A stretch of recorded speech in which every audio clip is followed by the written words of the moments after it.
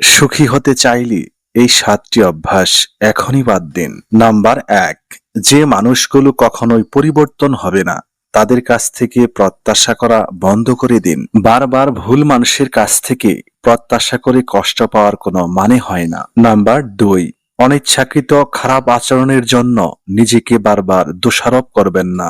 Number ৩, অন্যের কাছ থেকে ভালোবাসা প্রত্যাশা করা বন্ধ করে দিন।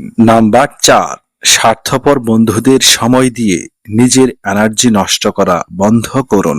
স্বার্থপর বন্ধুরা কেবল প্রয়োজনে আপনার সঙ্গে যোগাযোগ করে। নাম্বার ৫, সবসময় নিজে কিছু পারেন না, আপনাকে দিয়ে কিছু হবে না, আপনার যোগ্যতা নেই, অভিজ্ঞতা নেই, এসব বলে বেড়াবেন না।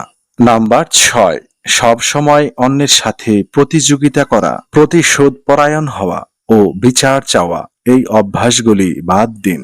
নাম্বার ৭, সেই সব মানুষের সাথে কখনোই তর্ক করবেন না যারা সব সময় আপনাকে ছোট করতে ব্যস্ত থাকে।